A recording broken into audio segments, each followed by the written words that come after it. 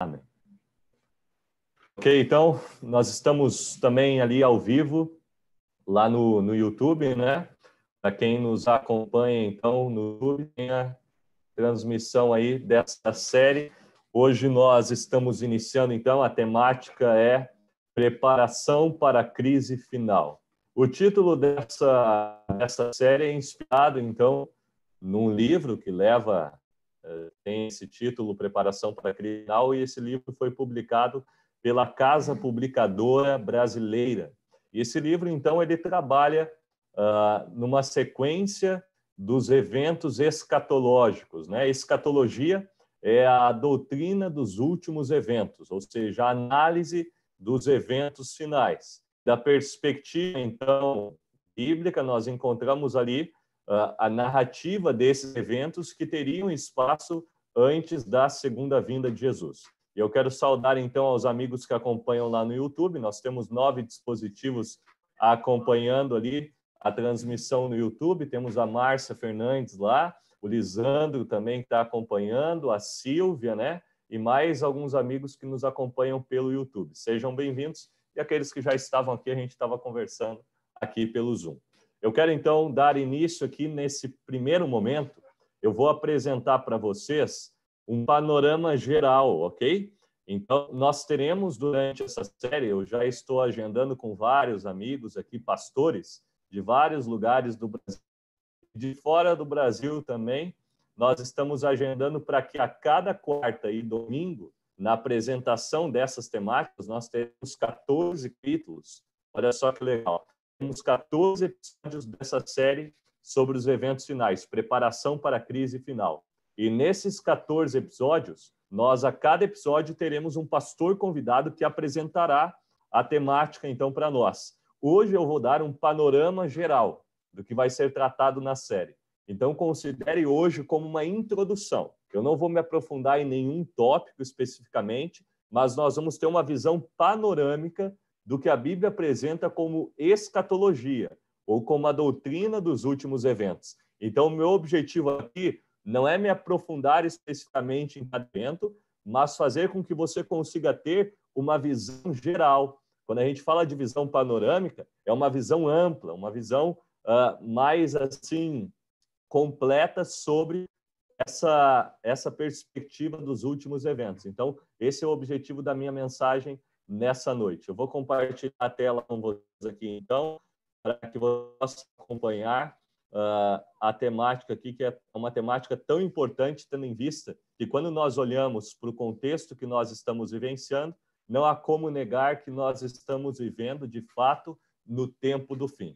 E por isso o título dessa introdução é Panorama dos Eventos Finais. Lembro vocês que se em algum momento a conexão ficar instável, que vocês me comuniquem aqui, me dêem um alô, um oi aí, para que eu espere a conexão voltar ao normal, para que você não perca nenhuma informação. Olha só, então, que interessante, né? A introdução aqui, eu coloquei um pensamento, algo que fascina e intriga qualquer estudante da Bíblia, são as profecias, né? Quando nós falamos de profecias, geralmente as pessoas têm a sua atenção atraída. Quantas pessoas hoje em dia, por exemplo, não procuram videntes, tendo em vista ali que esses videntes esclareçam fatos acerca do futuro? E aí, na rua também, eu lembro que era comum lá em Salvador, nos pontos turísticos, você encontrar ali algumas pessoas ali, né? Eu não lembro agora se eram ciganas ou enfim, pessoas especificamente ali que diziam ter a habilidade de ler o futuro através da palma da mão. E você já viu algumas pessoas que dizem ter essa habilidade, né? Mas você sabe que, biblicamente, essa habilidade de prever o futuro é uma habilidade, é um dom divino, é um dom apenas de Deus. E quando Deus revela o futuro, ele revela aos profetas, e ele revela através da sua palavra. Então, a profecia é uma revelação acerca do futuro. E é por isso que chama tanto a atenção da humanidade, porque a humanidade quer saber o que vai acontecer amanhã, quer saber o que vai ser o próximo ano, até quando a gente vai passar nesse contexto aí de pandemia e várias outras coisas que nos instigam a curiosidade, né? e principalmente as profecias que ainda estão por se cumprir chamam a nossa atenção. E como adventistas, nós temos uma visão muito ampla dos acontecimentos da história. Tão ampla que às vezes nos perdemos em meio ao grande volume de informações. E para que você não se confunda, você vai encontrar nessa introdução que eu vou apresentar uma panorâmica dos eventos que antecederão a segunda vinda de Jesus. A sequência ela não é rígida, mas procura seguir a ordem mais lógica e natural dos acontecimentos, conforme mencionados na Bíblia e nos escritos de Ellen White. Momentos difíceis nos aguardam no futuro, mas a felicidade de estar com Jesus irá compensar tudo. Então, veja só essa tela que eu estou compartilhando aqui com vocês. Vejam que interessante. Então, nós temos ali uma sucessão dos panoramas que chamamos de eventos sinais, né? E, como eu disse, esse panorama aqui, ele está não numa ordem rígida, mas de acordo com a cronologia que aparece nos escritos de Ellen White na Bíblia. E se você desejar, por exemplo, se aprofundar nesse assunto, primeira recomendação, assista toda essa série, nas quartas e domingos, às 19h30. E segunda recomendação, recomendo aqui, além da Bíblia, dos livros de Apocalipse, o livro de Daniel, eu recomendo a leitura do livro Grande Conflito e Eventos Finais, de Ellen White, e do livro Preparação para a Crise Final. Eu vou compartilhar depois no WhatsApp ali o livro Preparação para a Crise Final. Então, eu recomendo essas leituras para que você possa se aprofundar, então, no contexto aí da linha de eventos finais que sucederão antes da volta de Jesus. Veja aqui que interessante, então, nós temos nessa linha aqui alguns eventos que ocorrem antes do final do tempo da graça. E aí nós conseguimos compreender que na ordem cronológica que aparece na Bíblia de profecia, nós encontramos assim, primeiramente, um movimento de reavivamento e reforma, depois, então, a chuva serôdia, o alto clamor e o término da obra da pregação do evangelho, ocorre, então, o período de sacudidura, onde, então, aqueles que estavam em mornidão são tirados do meio da igreja, saem por conta própria no meio da igreja, e os cristãos sinceros espalhados em várias denominações se unem ao povo remanescente de Deus. Ocorre, então, o selamento, tá? Eu vou dar um breve panorama de cada ponto desses nessa noite, e aí nós temos um tempo de angústia prévio. Então, é interessante mencionar, é importante mencionar, que esses acontecimentos aqui, nessa primeira coluna, eles antecedem o fim do tempo da graça. E eles não se prendem a uma ordem cronológica exata, mas são baseados ali no que aparece, então, no espírito de profecia. Mas pode ser que esses eventos ocorram em não exatamente nessa ordem aqui, né? Talvez haja alguma pequena alteração com o decorrer do tempo, nós só descobriremos quando eles de fato se cumprirem. Então, eles até certo ponto são simultâneos e continuarão até que se feche a porta da graça.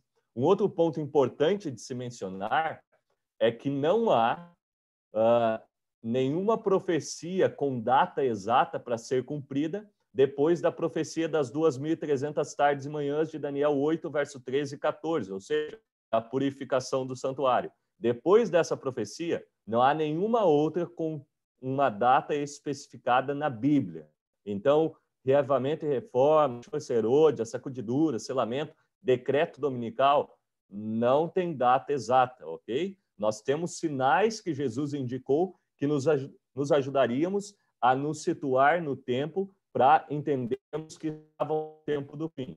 Então, note que depois desses primeiros eventos, nós temos decreto dominical, e aí, irmãos, eu quero chamar a atenção para aqui um fator que está apontado aqui, abandono das grandes cidades. Não é o momento ainda de sair das cidades, ok? Então, quem tem feito e pregado mensagens, olha, saiam das cidades, são mensagens sensacionalistas e que estão interpretando fora do contexto os escritos de Ellen G. White. Ao mesmo tempo que Ellen White fala para sair das cidades, Ellen White tem uma compilação dela, que é o Ministério para as Cidades, que ela fala sobre a importância de termos cristãos nas cidades. Eu pergunto, se todo mundo for para a roça e se esconder na roça, quem é que vai pregar na cidade? Quem é que vai pregar o evangelho nas cidades? Não é o momento ainda de abandonarmos as cidades. Notem que é depois do decreto dominical que se dá a ordem, então, o conselho para abandonar as grandes cidades. E eu lembro que nem todos conseguirão sair das cidades. Nem todos terão condições de sair da cidade e ir para o campo.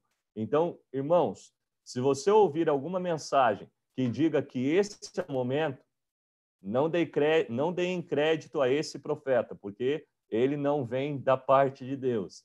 Então, não é o momento ainda. Qualquer mensagem que diga para você sair agora é alarmismo.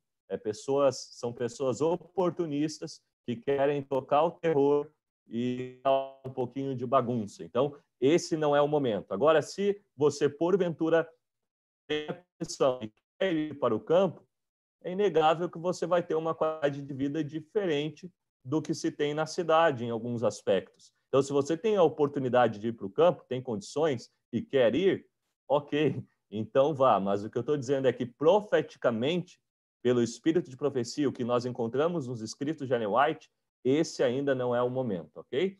Então, depois dessa primeira, nós temos o fim do tempo da graça. O que significa isso? Jesus sai do santuário celestial e então não há mais oportunidade de salvação. É o que a Bíblia declara, que o ímpio continue a praticar a injustiça e o justo continue a praticar a justiça. Ou seja, quem está salvo está e quem está perdido, o quadro não tem como ser revertido.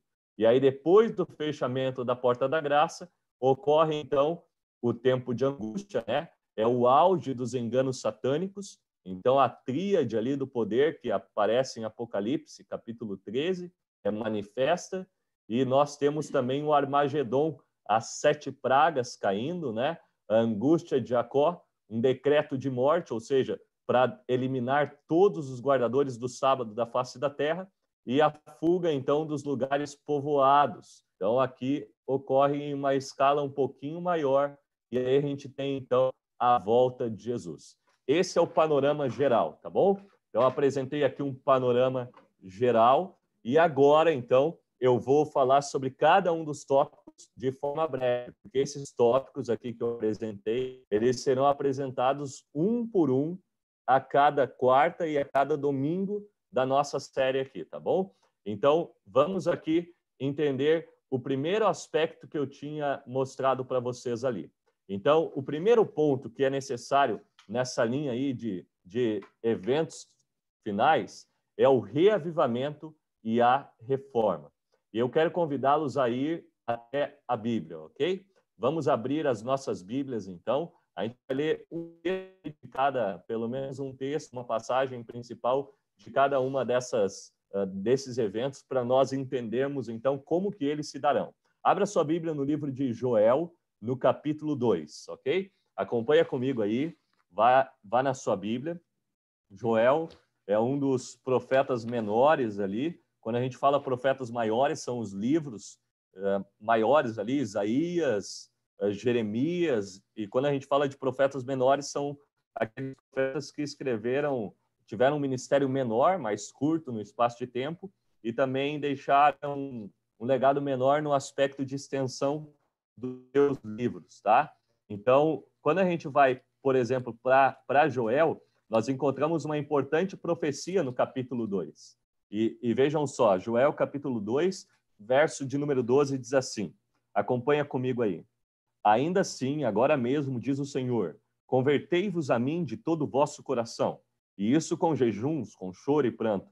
Rasgai o vosso coração e não as vossas vestes, e convertei-vos ao Senhor, vosso Deus. Porque ele é misericordioso e compassivo, e tardio em irar-se, e grande em benignidade, e se arrepende do mal.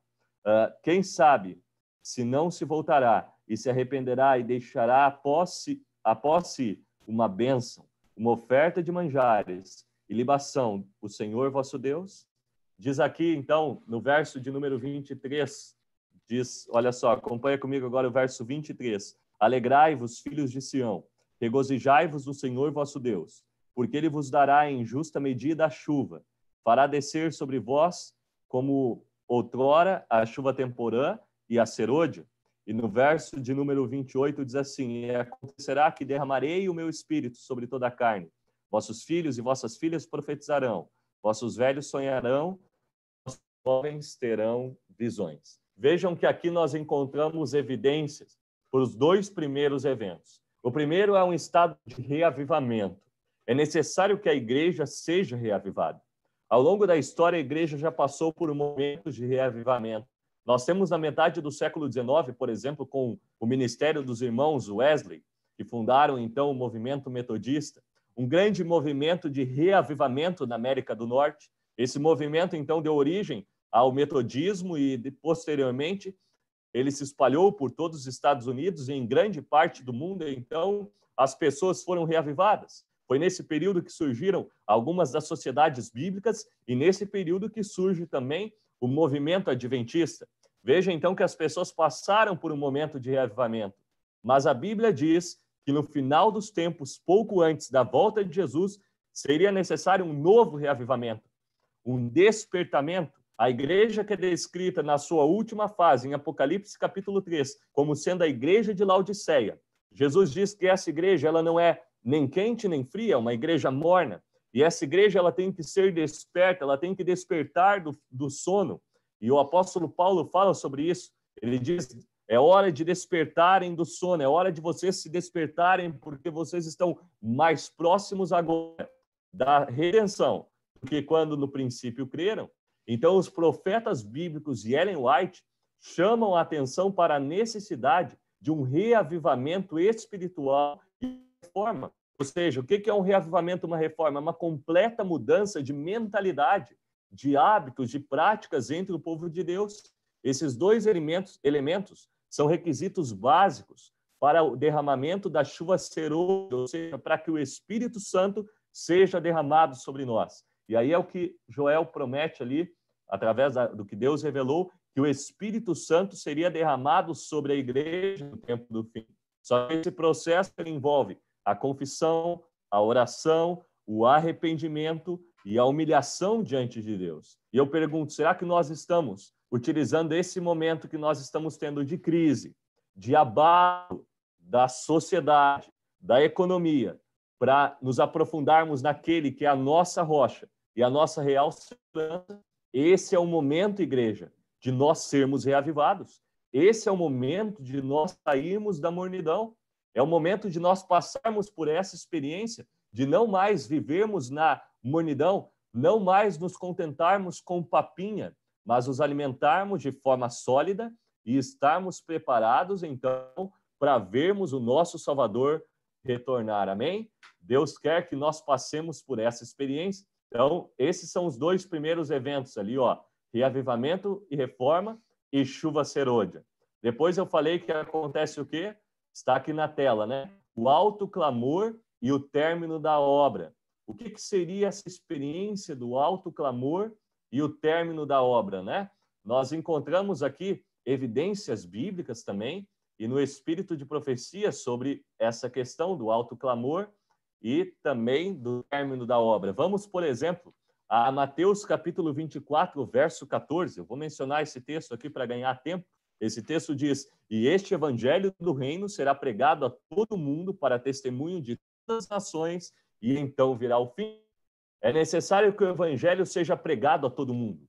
E nunca antes, na história da humanidade, foi tão difundido o evangelho. Hoje nós temos ferramentas, por exemplo, eu estou pregando aqui, e você da sua casa está acompanhando a mensagem sem sair do conforto do seu lar. Se alguém lá nos Estados Unidos, lá no Japão, lá na Arábia Saudita quiser abrir esse link no YouTube e assistir o sermão, ele será alcançado por essa mensagem. Vejam que os meios tecnológicos proporcionam oportunidades muito maiores do que na antiguidade, onde as pessoas só poderiam pregar de forma presencial. Hoje nós temos a oportunidade de pregar pelas nossas redes sociais, pelo YouTube, pelo Facebook, pelo Zoom também. E nós vemos então que, como resultado da chuva serôdia, a igreja irá despertar e ela se envolverá intensamente na pregação global do Evangelho eterno, dando oportunidade para cada ser humano decidir sobre a própria salvação. Então, reavivamento e reforma, chuva serôdio, o Espírito é derramado e, como consequência do Espírito ser derramado, o Evangelho é pregado ao mundo todo, amém? Onde nós não conseguirmos chegar, Deus enviará anjos para pregarem o Evangelho. Eu fico fascinado quando eu leio os relatos das conversões no Oriente Médio, na janela 1040, onde missionários não conseguem chegar. Pessoas têm sonhado com Isa. A figura de Isa é Jesus apresentado no Alcorão. E Jesus tem aparecido em sonhos para milhares de muçulmanos que não tiveram contato com a Bíblia, que não tiveram contato com missionários, mas sonharam com Jesus. Jesus pregou o evangelho em sonho para eles e eles estão se convertendo ao cristianismo, amém? Vejam só, o evangelho está sendo pregado.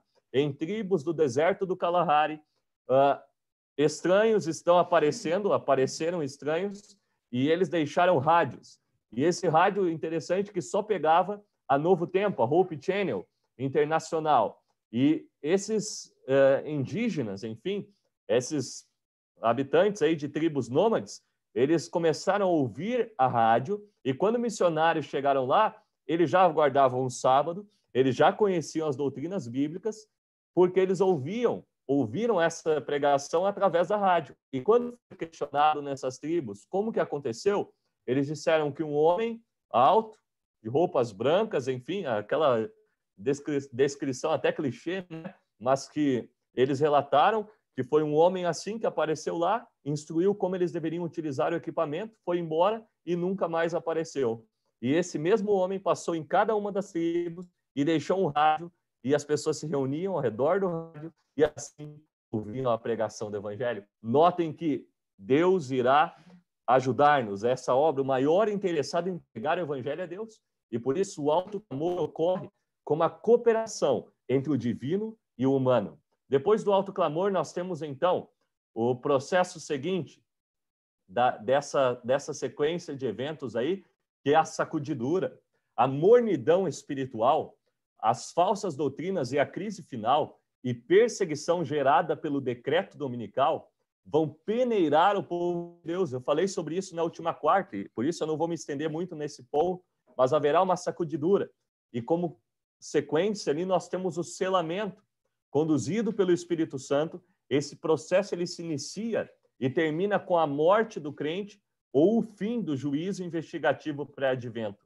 O selo invisível que prepara a pessoa para o tempo de angústia confirma que ela pertence a Deus. Isso está em Apocalipse, capítulo 7, verso 2 e 3.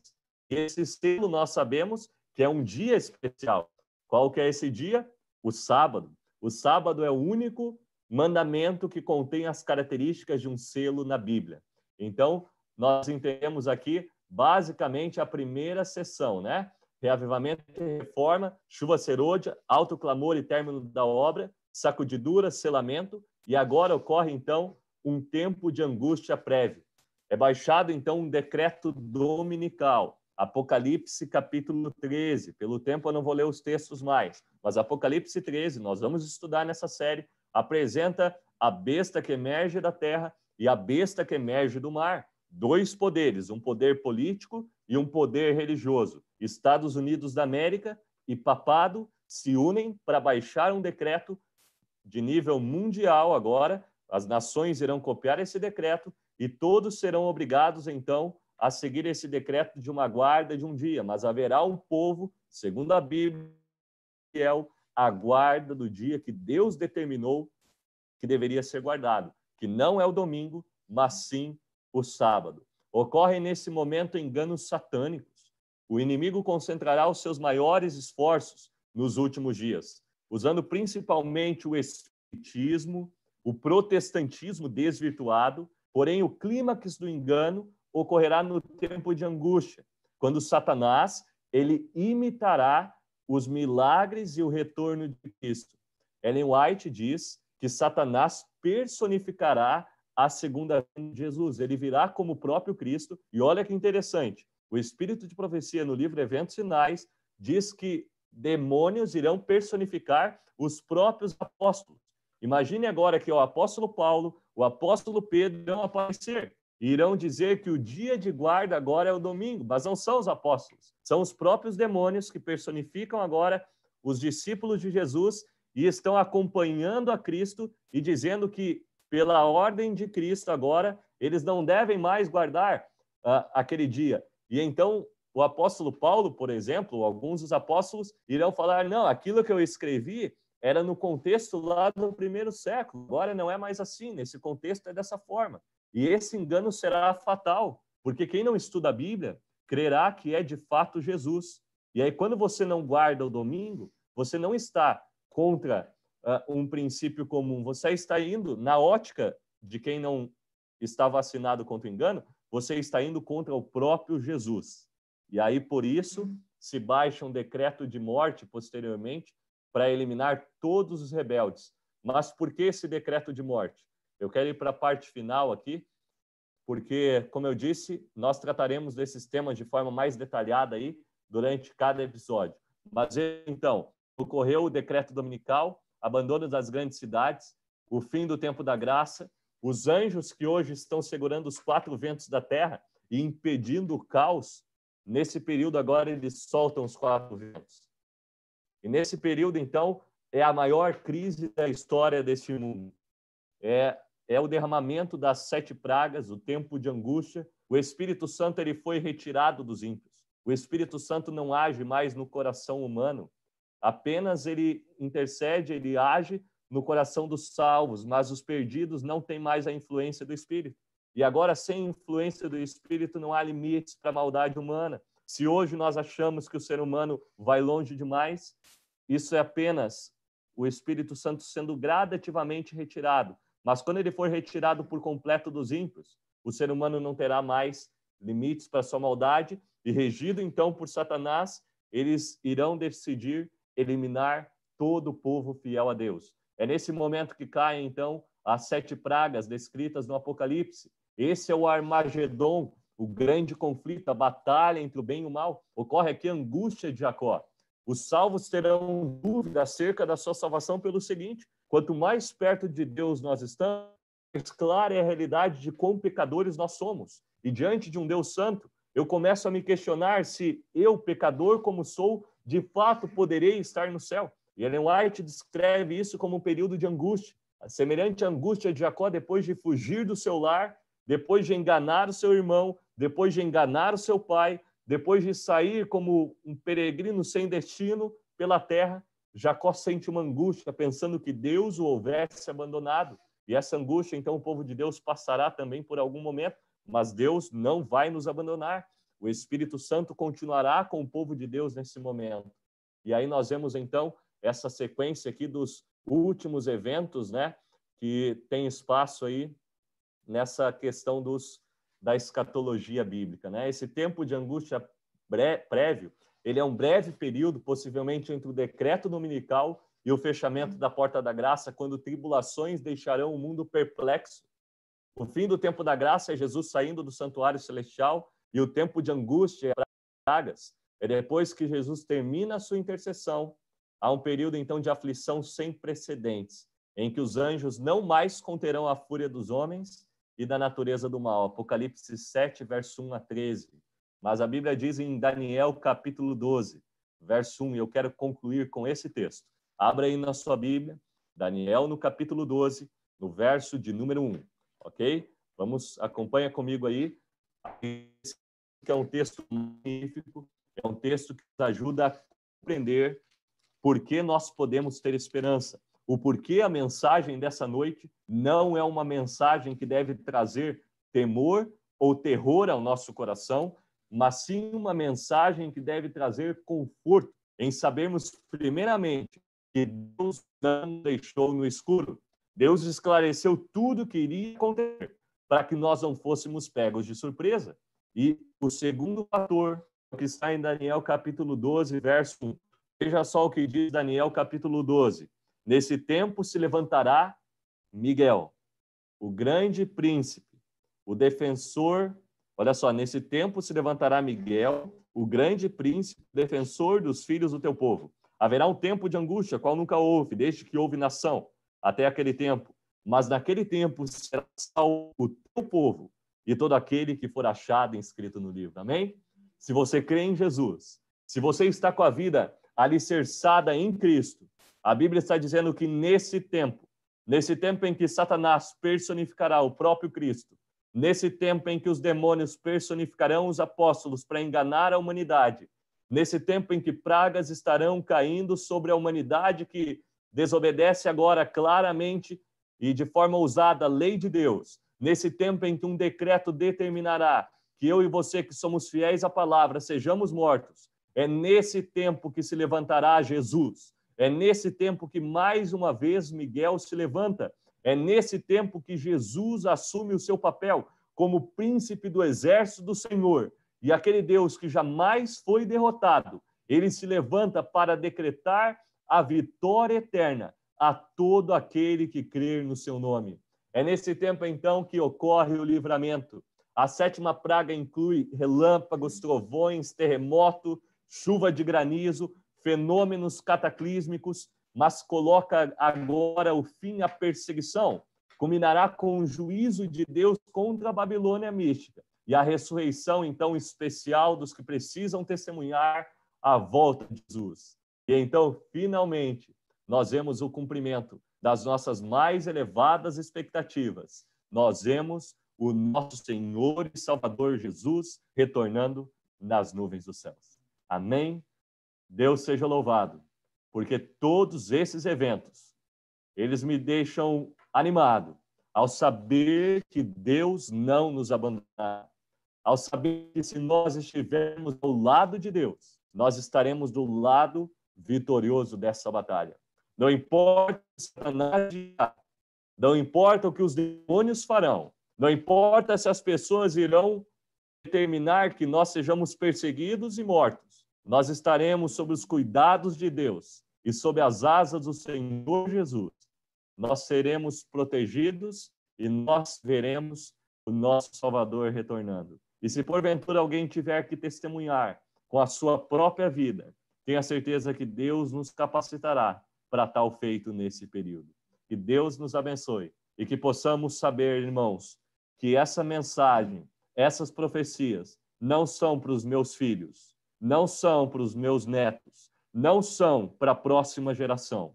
Essa mensagem é para mim e é para você, porque nós hoje precisamos do reavivamento e reforma. Precisamos orar para que o Espírito Santo seja derramado sobre a minha igreja, sobre a tua igreja, para que nós proclamemos o Evangelho e para que esses eventos ocorram de forma breve e vejamos Cristo voltar. Amém? Eu quero